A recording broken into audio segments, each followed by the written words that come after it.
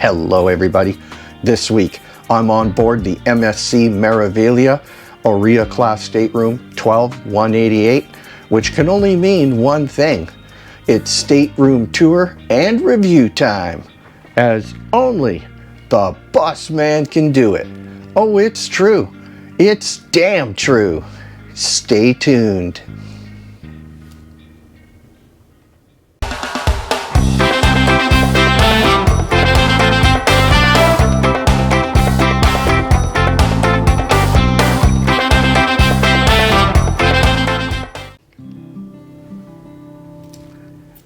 Hello everybody, welcome back to my channel. I am the Bus Man, and this is another episode of On the Road. This channel is your gateway to all of my travel tips, guidance, and advice on all things related to motorcycling, motovlogging, cruise, and destination vacations. For those of you watching who have already subscribed to my channel, double thumbs up. Thank you very much. It is appreciated. With your support, my channel does continue to grow on my drive towards that 1,000 subscriber benchmark. For those of you watching who have not yet subscribed, my only ask is that if you like the content, please hit that like and subscribe button. Don't forget to ring that bell for future notifications. It's absolutely free. There's no commitment, no obligation. Doing so will only let you know when I put out future content. So now that that's out of the way, without further ado, pitter patter, let's get at her. So as I talked about in my intro, this time I'm changing it up. For all of my loyal Celebrity Cruise fans, no need to worry. I do have 2 more cruises booked this year. One is a future Alaska cruise at the beginning of June 2024, and a transatlantic cruise from Portugal to Orlando, Florida in November of 2024. So there's lots of future Celebrity Cruise content coming your way. As we all know, based on social media and YouTube content, MSC is either a love it or hate it relationship. Doesn't seem to be anything really in between. It's a very polarizing subject of conversation, as it were. Regardless, I decided to branch out and explore other lines and to see what it's like on other cruise ships. I have been spoiled up to this point. I have been exclusively a Celebrity Cruise fan. I've sailed on the Millennium, the Solstice, and the Edge class ships, so it's time to explore. So my first foray into alternative cruise lines has been MSC. So the focus of today's episode of Busman on the Road is going to focus on this particular stateroom, which is an Aurea class stateroom. I'll get into all of the amenities and features that come with Aurea class. So what does Aurea class mean? So when you're booking an MSC cruise, you really have 4 options of experience. You have the very basic package, which is Bella. The next step up is Fantastica, and then the top level or top tier non-suite or non-yacht club experience is the Aurea. So unlike other cruise lines, when you book an MSC cruise, you're not just booking a cruise, you're booking an experience. So things that are going to influence your decision are what it is that you're looking for in a cruise. So if you're an experienced cruiser and you know what you like, that'll certainly make booking an MSC cruise significantly easier. So being an experienced Celebrity cruiser, I do like the finer things. I like all included. I like pampering, comfort, and style and panache. So with that, I decided for my first experience that I would do the Aurea class and see what that's like. So some of the things that come in Aurea class, unlike the other 2, Bella and Fantastica, is you actually get to choose your specific cabin location. So if you're very particular, all of the Aurea class rooms are on deck 12 and deck 13 on board the MSC Meraviglia.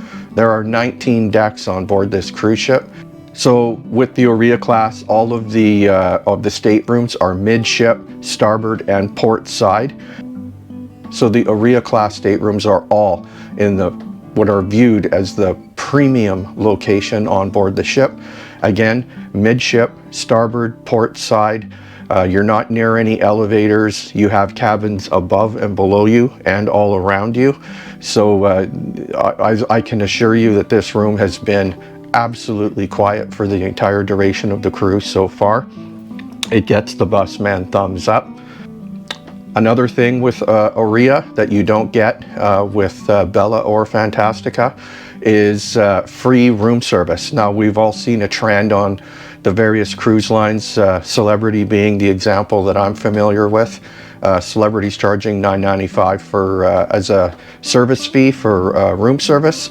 That does not exist in the Aurea class on board the MSC Meraviglia or any other MSC cruise ship. So if you like to partake in in-room dining, then that'll be a good perk because there's no added charge. A couple of other perks I'll get into with the Aurea is you get anytime dining. It's the only class or level of experience that you can book where you get the anytime dining. You cannot purchase or pay for anytime dining. It's limited and reserved to Aurea class or yacht club guests only. Both Bella and Fantastica have set time dining. So depending on what your preferences are, that's something to be considered. I myself really like anytime dining, so for me that was an added bonus. The next good perk when you book Aurea class is free access to the thermal area, which is basically an extension of the spa. So this one is actually really nice. I have to say it's far superior to anything I experienced on Celebrity. Getting into a lot of perks, and there are a lot of perks. So the next perk of booking Aurea class is priority embarkation. So during the boarding process, keeping in mind this cruise is fully booked and there's over 5,000 passengers on board this cruise ship. Yeah. So during the embarkation process, when I was checking in, of course they already knew I was an Aurea class guest. So I was escorted outside of the main lines into a separate waiting area during the embarkation process because my boarding time was 10 o'clock in the morning. First thing, the Aurea and yacht club guests and diamond level guests were the first ones on board. So I was literally, from the time I showed up to the time I set foot on the ship, was literally about 25 minutes. So with that, less talk, more tour. Let's get to it. So as we always do on this channel, we start our room tours at the front of the room. So here, as just like on any other cruise ship, you have your MSC Meraviglia deck plan, you have your general emergency alarm reminders, evacuation drill point, and the other thing you'll notice, unlike other cruise ships I've been on, this is, the instructions are in 6 different languages: English, Italian, Dutch, French, Spanish, and Portuguese. So that's something you'll see that's a little different. To the left side of the door, you have your standard door locks and handles, standard peephole. Stepping back from the front door once again, on the left side, you have your closet space. With the right side open, you can see there's plenty of space. You have several shelves, 4 shelves, 2 drawers, and a cubby or nook space at the very bottom for additional storage. Moving in a little closer, as you can see, you also have your in-room safe. Plenty of room, no issues, no concerns. On the left side of the closet with the door open, you can see you have plenty of hanger space. Anybody who's familiar with my channel knows I'm a heavy packer. You have a separate folding bar down below so you can hang additional items, as you can see. And along the very bottom, plenty of room to store all of your shoes or other items that you would like to keep. Adjacent to the closet, next to the washroom, is a full-length mirror. which is good, so you can check yourself out, make sure you're dapper and good to go before you head out for the night on the cruise ship. To the right of the full-length mirror, you have a digital touchpad right here. This is temperature up, this is temperature down, and right now I definitely, like most people, have it on the cooler side. One thing that's I'm not used to is on this is a slot or a power control unit. On this, you have to, if you want power in your room, you need to keep this inserted so you can turn on the lights and the power, and a couple of light switches here to control the lighting in the room and the bathroom. All right, and with the bathroom door open, you can see the washroom area. This is a general overview. We'll just pan down. So on the right side of the bathroom, you have these are your storage shelves or storage cubby areas, as it were.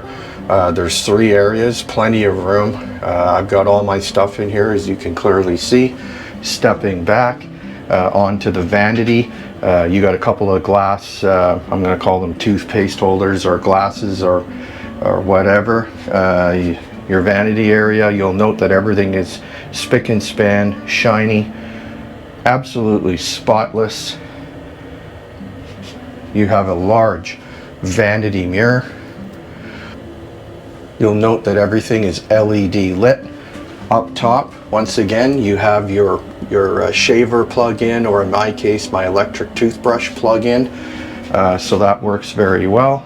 Down below, you have where the additional toilet paper and toiletries. There's also a little bit of shelf space if you want to use that for additional storage. Under the sink, you do have some space where you can store other items. There's actually quite a bit of space down here. And in case you didn't know, your garbage can.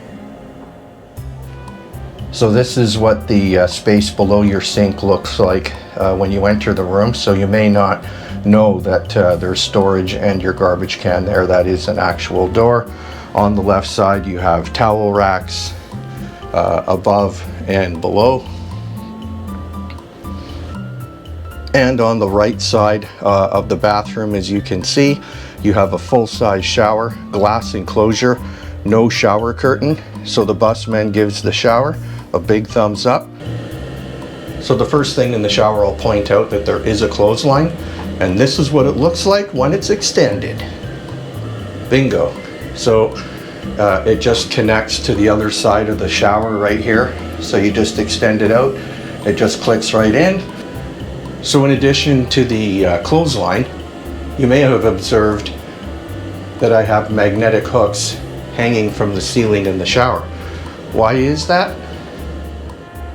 So the purpose of having the 2 hooks inside of the shower on the ceiling is my dinner jackets, when they get unpacked from the suitcase, they might have been a little wrinkly, or during the course of the cruise they might get some wrinkles. If you don't have the time, the energy, or the money to send them out to get pressed in the laundry, what you do is you put them on a hanger, you get them as nice as you can get them, hang them up in the shower, turn the hot water on, close the shower door, and you let them steam for about a good 10 minutes. And then you take them out of the shower, hang them up on another ceiling hook in your room somewhere, and you just stretch out your jackets, wipe them down, and let them air dry. They won't be soaking wet, but they will be a little bit damp from the steam. And when they dry, wrinkle free, or as close as it can be using this technique. I do it all the time, it works very well. So there's a tip from the bus man. Forgive the echo inside the shower, but I'm just, as usual, demonstrating the size of the shower. This shower is actually nicely sized. I've been in smaller, I've also been in bigger, but as you can see, there's plenty of room to get the job done. All right, so moving in to the actual shower space itself, you can see you have a standard shower. It's there's no adjustment, it's just the one spray pattern. and it is on a rail, so you can adjust the height up and down. Pretty much like standard on any cruise ship. You have your standard cruise ship controls. On this side is off and on. On this side is your hot and cold. Going down this way is hotter, going that way is colder. Standard grab rail, standard foot bar for your shaving needs. On this side, as you can see, they actually, on this shower, they actually have it labeled. On the left side, you have your shampoo. On the right side, you have your supplied shower gel and a rack so you can hold your razor or whatever other items you may bring from home. And again, as you know, the shower is very clean. Again, this ship is brand new. So, yeah, no complaints with the shower. And one final quick overview. I will say the bathroom is small. It is compact. It's not as small as some of the bathrooms I've been in on other cruise ships, but it's certainly not the largest. But it is very functional, very well laid out, and serves the purpose well. All right, so stepping back out of the shower and entry area, moving past the closet, we're going to work our way into the living space of the cabin. And on the right side, you do have a full-size couch. It is quite comfortable. All right, so moving across from the couch, we have our vanity area. Check out the size of that mirror. That is huge. All of the lighting in this room is LED lighting, which is another added bonus. Down below in the left side of the vanity area, you do have your mini bar, and I'll get into that in a moment. Underneath, you do have this chair, which also doubles as a footstool for when you're sitting on the couch. Lots of space in the vanity area. As you can see, you have your telephone, power connections. You have two European plugs with a USB and a light switch control here. Beside your phone, you have two 110 volt plug-ins for us North Americans. You have a display rack here with all of your literature, magazines, things that you need to know. Color TV right above. This is a smaller TV. To me, it looks like about a 32-inch TV. Size in this case doesn't really matter because I never watch TV in my room anyway. So there is what I'm going to call a hidden drawer in the vanity area. So if you're ever in an MSC cruise ship, well, there is a drawer that opens. You can use it for storage. And this is also where the hairdryer is, as you can see. So with the mini bar open, you can see on the inside door, you have a variety of alcohols and liqueurs, Corona, Heineken, Bud Light. On the inside, you have various juices, waters, what have you, chips, everything like any other cruise line. Everything in this mini bar is not included in your cruise fare, and everything comes at a price. The fridge is very cold, keeps everything well chilled. So while we're on the subject of the mini bar, allow me to share some of the prices. Again, mini bar not included, so if you use any of the items, here's what you can expect to pay. For a 2-ounce bottle of gin, $10. Whiskey or vodka, $10. 8-ounce fruit juice, $4.50. A 12-ounce soda, in other words a can of Coke, $3.50. That's actually not bad for a cruise ship. I've seen $7, $8, $9, $10 on a cruise ship, so I have to admit $3.50 is not that bad. If you drink the spring water, $3 1/4. San Pellegrino, that's a premium sparkling water, $3.75. Aqua Panna, $6.50. Bud Lights, all the beer, all the bottles of beer or the cans of beer, $7.50 each. The salted peanuts, chocolate covered peanuts, mixed nuts, and potato chips are all $4.50 each. So it's not overly exorbitant in terms of price. It's certainly not gouging in comparison to some of the other mini bar prices I've seen on cruise ships, or especially Las Vegas. So one of the other Aurea perks that you get is, as you can see, I've been derelict in drinking my free champagne. Today's day 2 of the cruise. I didn't drink my champagne yesterday, and of course they brought me another bucket of ice with champagne in glasses today. So I don't know if you get these every day, but I'm kind of inclined to believe that you do. So I better get to it. Additionally, I have chocolate covered strawberries with whipped cream and additional chocolate on the back. And as you can see, like the sign says, exclusive to Aurea level guests. So this is the bucket that you get. You can see this one is still frosty and chilled. So you get your champagne. So last but not least, one final perk that you get with being Aurea class on board an MSC cruise ship is you get a diffuser. So I'll be setting this up later. Yesterday was a busy day, and this morning I spent most of my morning so far just walking around the cruise ship, checking things out in preparation for my full tour and review of the entire cruise ship. So look out for that content coming out soon. So moving off to the living area, the vanity area, and for those who have not watched my channel before, if you're new to my channel, welcome. Again, don't forget to hit that like and subscribe button. This is my clothesline, and it's suspended off the ceiling using magnetic hooks.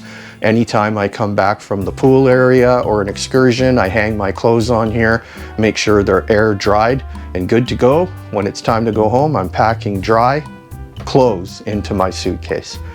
Across from the bed, we have some basic artwork. The bed itself is a full king size bed with a foam pad headboard, I should say.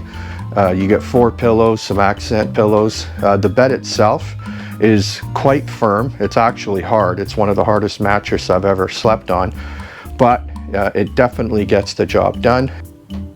On either side of the bed, you have these sconce type night lights or lamps. They do have reading lamps on them. Down below, as you can see here, there are touch buttons for to turn the lights off and on. Down below you have a light switch that turns the entire cabin lighting off and on. When you come into your cabin, you'll see you'll have 2 beach towels here. You use those when you go to the pool. There are no towel racks at the pool, so these are the towels you take with you, bring back, and they'll exchange them for you every day. There is a nightstand beside each bed. As you can see on the side that I'm using, I have my CPAP machine and the same sconce and reading lamps with light controls on both sides of the bed. The one thing that you will note, the bed does not have any electrical outlets on either side of the bed. This was somewhat surprising to me, given that this is virtually a brand new cruise ship and there's no power beside the bed.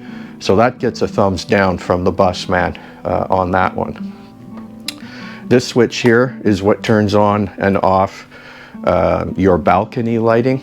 So I'm just going to continue to give a bit of a panorama of the room. As you can see, it's in very, very good condition. And of course, no room tour would be complete without a look off the balcony. So as we step through the balcony, we have 2 chairs. These are just standard chairs. There's nothing really special about them. They do get the job done and they are fairly comfortable. There's the other one. The balcony itself is a little smaller than what I've been on other cruise ships. However, for a solo cruiser, even for a couple, no issue. Lots of room. And this is the view. As of today, as of right now, we're in the North Atlantic Ocean, heading towards Orlando from New York. An interesting fact, the depth of the ocean in this particular location is a little over 11,000 feet deep. Yes, I did say 11,000 feet deep. You can see the general condition of the balcony is very good. Some very, very minor surface rust areas starting to show, but that's to be expected. When a cruise ship is constantly at sea, you can see the LED light bar and coming back into the stateroom. A few other points or things that you get when booking Aurea class stateroom is you do get shower slippers. They're in the closet. I didn't bother taking them out. And you do get what they call a plush bathrobe. A couple of things I forgot to mention in the bathroom is the quality of the towels. I forgot to do my towel quality check. The towels on board, they're okay. They're not great. They're definitely in need of a change. They're nowhere near as plush and as soft as I've experienced on other cruise ships. However, they do work. They get the job done. The bathrobe itself is a little higher. It's a terry cloth type bathrobe, not as heavy as I'm used to. However, it is nice to have a bathrobe when you're going to the spa. So the other thing that you may have noticed in the stateroom, even though I have the drapes open, I have every single light in the cabin on, the room does have a darker ambiance. It's not as well lit as I've experienced on other cruise ships, but it is a beautiful cabin. I have no complaints. Again, it's a new ship. The carpet's in good shape. There's no dings, there's no scratches, everything works. So I have no issues or concerns, qualms, or complaints about that. The other thing that I talked about earlier is when you enter the room, you have that you have to put your CPAS card in that slot to make the power come on. Well, one thing on this room that you don't have on other rooms is your do not disturb or service room is a manual switch right above the power control where you put your CPAS card in. So if you don't want to be disturbed in your room, there's no magnetic door sign on MSC. You got to push the button, and there's a color code light bar above the door outside of your cabin that tells your stateroom attendant that you're in the room and you don't want to be disturbed. So that's pretty much everything that I can think of in terms of the room. Again, everything works. Climate controls work. The room attendant has been very good, very attentive, no complaints. So far so good for my first MSC experience. The cabin gets the bus man thumbs up, and with that, I'm calling this one a wrap. I am the bus man. You take care, be well, and I'll see you on the road. Aye aye. And goodbye. Peace. You take care, everybody. Until the next one.